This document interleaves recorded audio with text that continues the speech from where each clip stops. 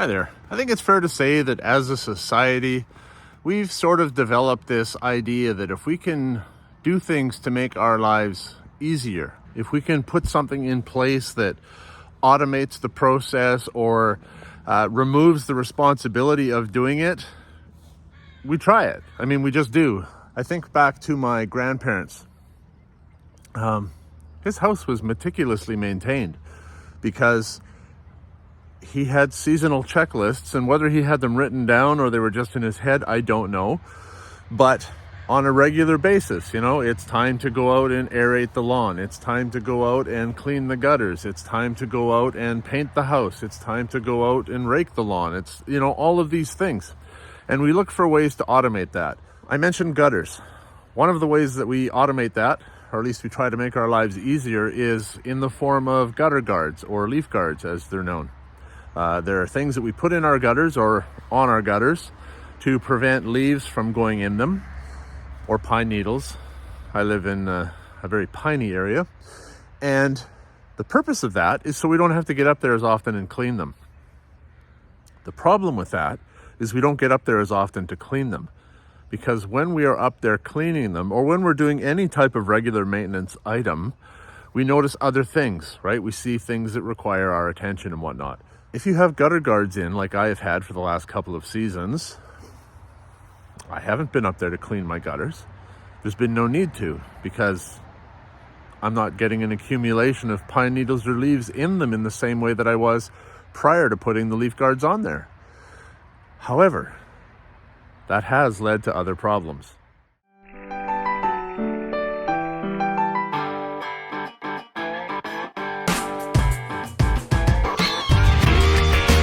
Buckle up for safety as I give you a day in the life of facilities maintenance. A couple of years ago, I put some leaf guards in my gutters, and I'd have to say that I'm not entirely impressed with them.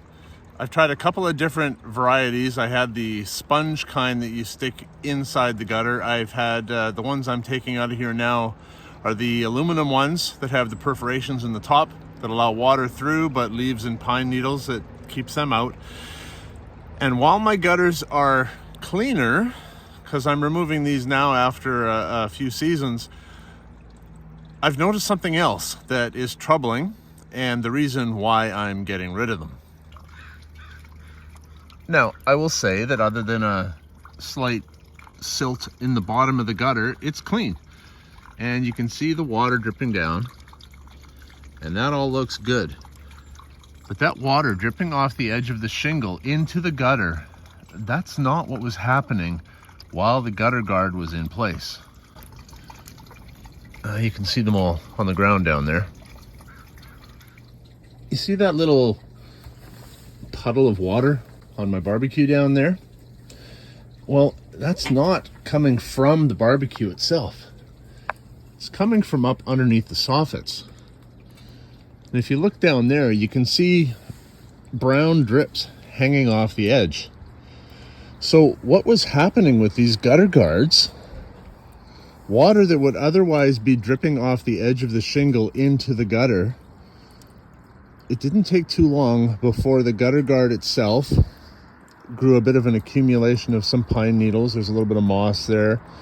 And the water started wicking up underneath the shingle itself. If left unchecked, will cause a whole lot of other problems. It's going to rot away all the wood, the plywood decking underneath the shingles on the first few courses here. That's all potentially going to be exposed to water that can wick up underneath. While it will require me to clean my gutters more often, I've decided to go without the leaf guards in the gutters. With the leaf guards in the gutters, it's actually taking the water and sending it back up towards the house in the form of wicking up underneath the shingles. And that's bad. Here, I've pulled one out partially here, and you can see the pine needles and whatnot that are accumulating on the edge here. The water, instead of dripping off like here down into the gutter, is getting caught up in this little bit of accumulation here and wicking back up underneath. So does that mean that leaf guards are a bad thing in gutters? Not necessarily, no. It's just that they're not suitable for all applications. And with my application here, It's about the pitch of the roof, I think. This is a 412 pitch, which is fairly shallow. It's pretty comfortable to walk on. And I would say that in a 412 pitch roof, gutter guards or these leaf guards are probably not a great idea. If you had a 612 or an 812, something that's a little bit steeper, I'd say no problem, because the water's going to run off more forcefully. There's much less of a tendency for it to wick up underneath. But on a shallow roof like this, I'd say it's not a good idea. Now, the other problem with gutter guards is that you actually never get in there to clean the area around the downspouts. And as you can see, the really fine stuff still gets through and does clog up your downspouts. So that's a second strike against gutter guards.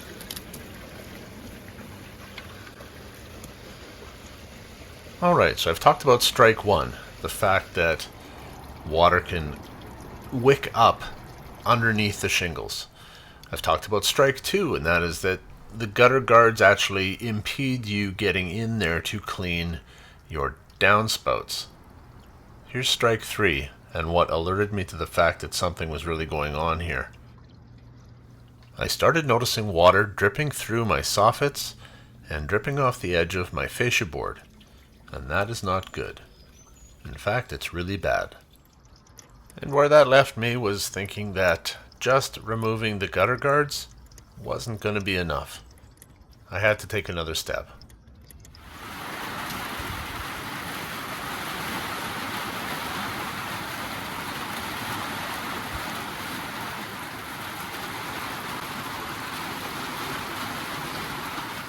Well, shoot. It's been a couple days, as you can probably tell by my face. I was hoping to finish the project that I started the other day. It is my Saturday today, and the temperature is just approaching double digits. So it's warmed up considerably since the last time we were visiting this project. And shouldn't take me too long, but I want to get it done. As you can see by looking at the underside of the soffit here, while a lot more of the water is running off the roof into the gutter, it has not yet alleviated the problem of water wicking up underneath the shingles. This will. It's a very simple solution actually, but what this is drip edge, and it slides up underneath the edge of the shingle, and water, rather than following the shingle down, rolling over the edge and wicking its way back up underneath, will come down and either drip off the edge of here or come down here and go directly into the gutter, because this little overhang flange right here will be directly over top of the gutter. Like I said, it's a pretty simple solution, one that should get me a few more years of life out of this roof, and if nothing else, prevent the water from wicking up and under and traveling along under the eaves and soffits. Would you believe I sprayed the moss on that roof not too long ago? Man, it fights you here. This is the north side of the house, so it does not get direct sunlight, except maybe middle of summer when the sun is much higher in the sky. But 9 months of the year, this is not getting direct sunlight. By comparison, here's the south side of the roof, and I have not done anything to it in terms of knocking the moss off. Now, because I am basically replacing the edge of the shingle with that metal drip edge, I'm cutting the shingle back a little bit, not all the way, but the part that, if you look down the line little ways, you see how some of it is actually overhanging and bending down into the gutter. I can get rid of that. It won't make this situation any better. It'll clean up the edge of the shingle, and it will allow me to install my drip edge a little bit easier and a little cleaner. So I'm just using basically a carpet knife to accomplish that.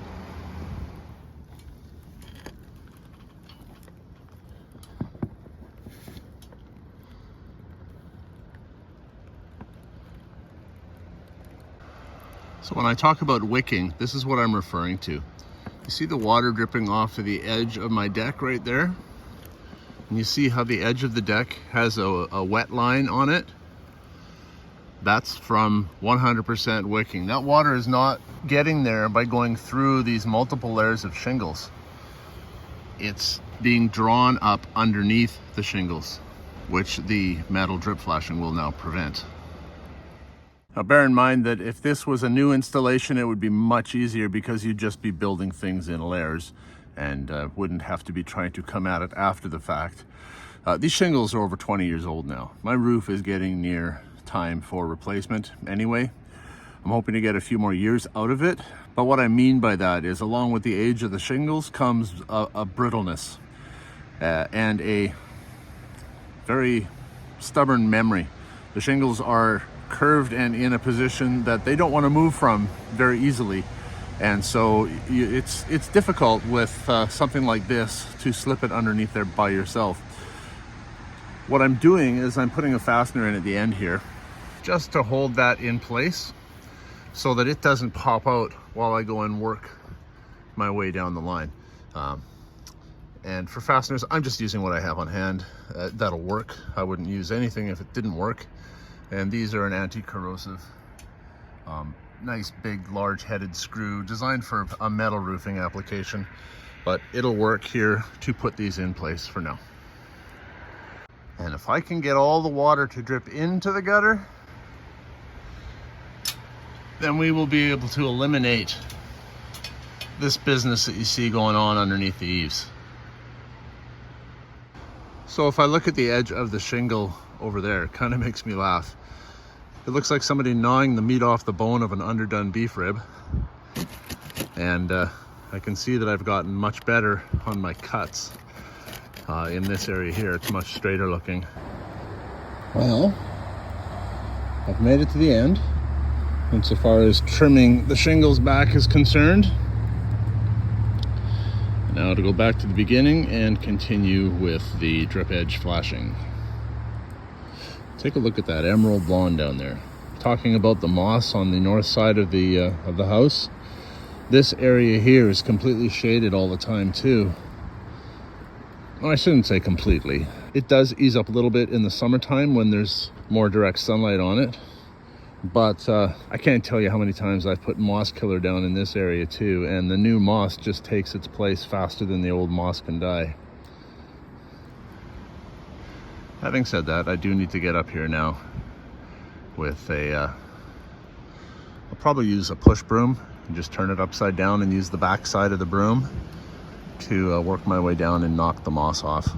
It's not good for the shingles. Heavy moss on your shingles, the little root structures that grow up underneath the shingles also provide a pathway for water to get underneath the shingles of the roof. We're not there yet, and I don't want to get there. Well, quick update. It's coming along. Am I entirely happy with it? No, the edge of the shingle looks like crap. But you try trimming the edge of a 25-year-old shingle that's gone brittle, and you don't have a person here to help you hold a straight edge and all the rest of that. It's a little frustrating, actually.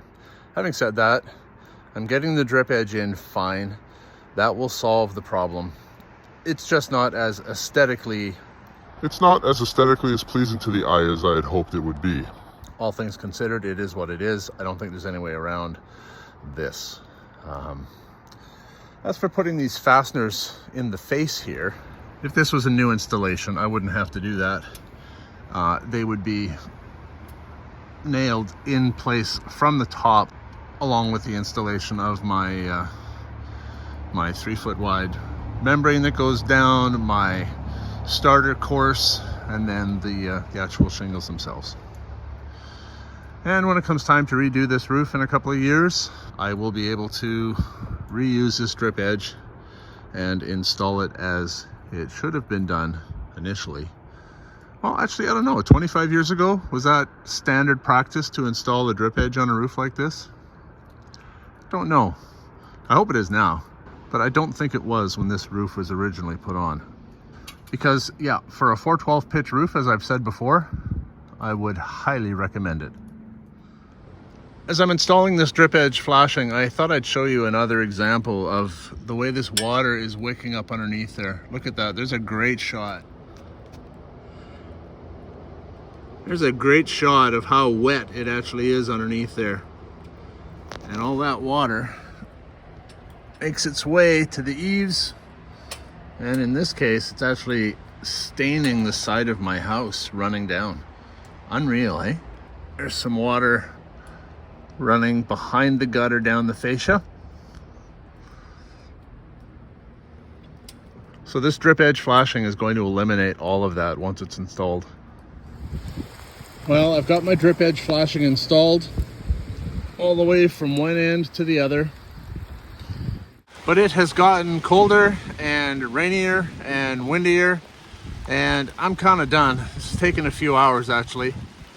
I was going to put my sealant in today as well, but I think I'm going to wait for a dry day, or at least one that's drier than it is right now. It's going to go underneath the asphalt shingle and over top of the flashing. I do need to clean the gutters out now, which I will need to do again as soon as I knock the moss off the roof. All right, let's face it, there's still more work to come. When I have the opportunity, I'll be back and we'll continue this video. Yep, this is gross. Welcome to the West Coast, people. You know what I'm noticing though?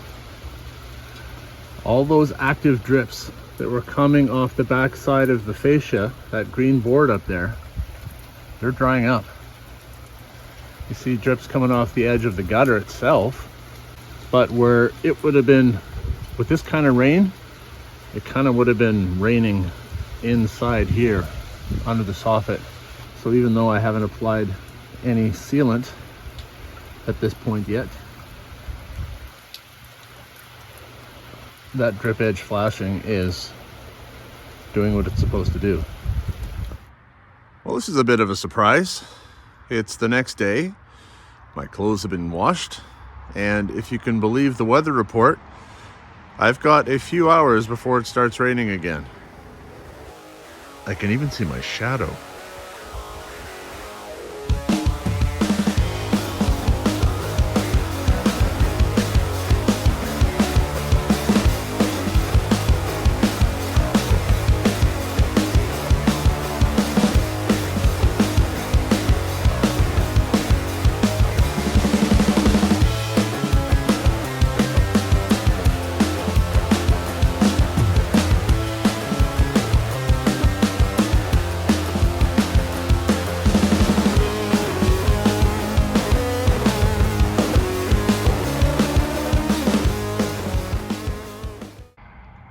Let's make brooms great again.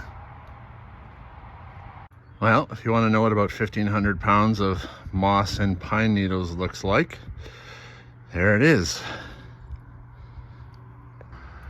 I thought about putting a tarp down first, but because I'm putting moss on moss, even with a tarp, there's no version of this that creates any less work to clean up.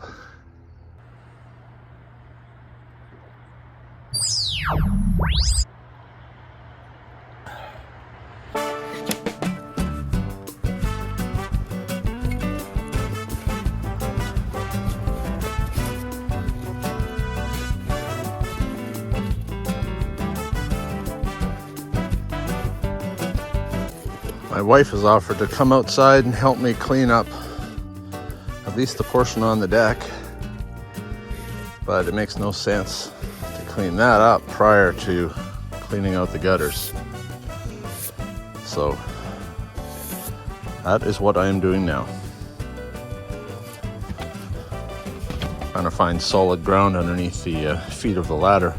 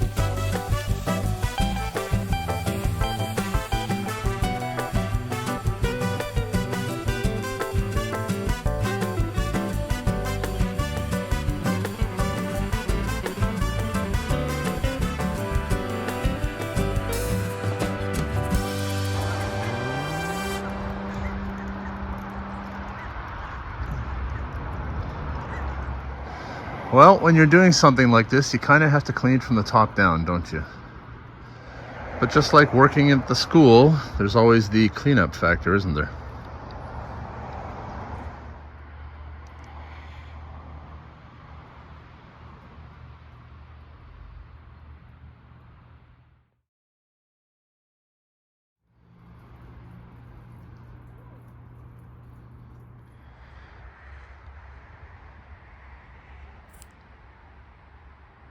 Well, the rain has just started, so perfect timing. And this is why I have a hot tub. Can I just say how much better that roof is looking now? Right, let's review. So we have installed our drip edge flashing. We have cleaned the moss off the roof. We have cleaned out the gutters. I'm at the final step. So if at any time you've been wondering, okay, Arne, so the water was wicking up underneath the shingles previously due to capillary action. What's stopping it from doing the same thing, except now that it would be wicking up over top of that drip edge flashing? Let me show you.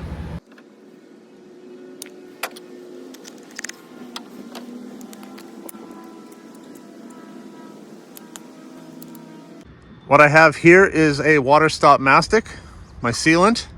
And I'm going to apply that in between the shingle and the flashing here. I'm going to do that all the way along. I have to do it in 2 stages. I do the section that's up on the deck, this bit here, and then I'll grab my other ladder, or I'll take this ladder down. Once I'm done that, this job will be complete.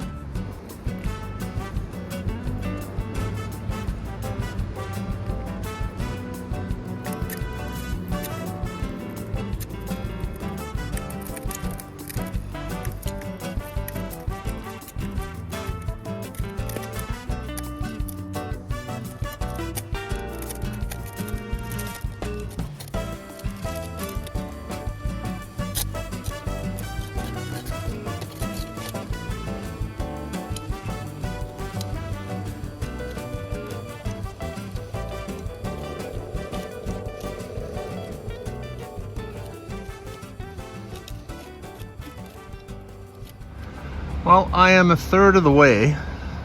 I'm right there. I don't know if it'll focus. Can you see the handle of my knife there? Yeah, that's where I am. I've gotten that far with 2 tubes.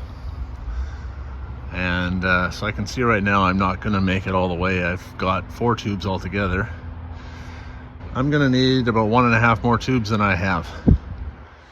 So I'll get most of it done today. While we're looking this way, I'm going to tell you that I have a love-hate relationship with this ladder.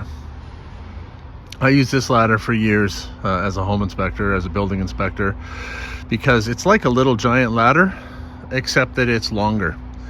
My little giant ladder is 17 feet. I think this one, it's a Costco brand, not like Costco the store, but Costco without the T.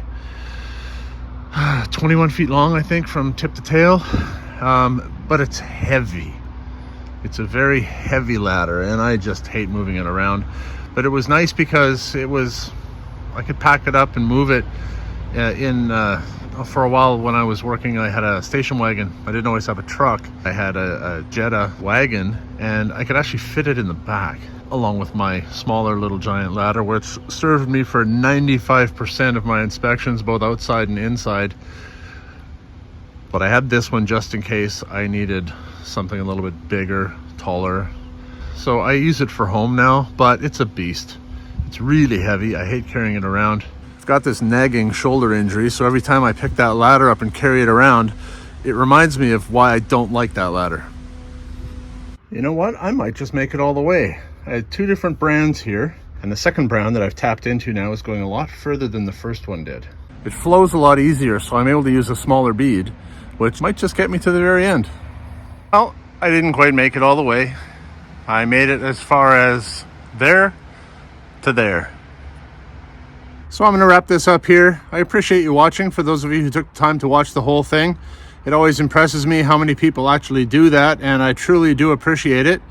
If you got any value from this, I recognize that it's not the usual fare with the facilities maintenance stuff, but it is maintenance, and it is working with tools, and it is recognizing issues and problem solving and doing what you can to correct them. So they're cousins. Yeah, if you got any value out of this, please feel free to like the video, subscribe to the channel if you haven't already. And other than that, like I say, I appreciate you watching, and I will see you next time.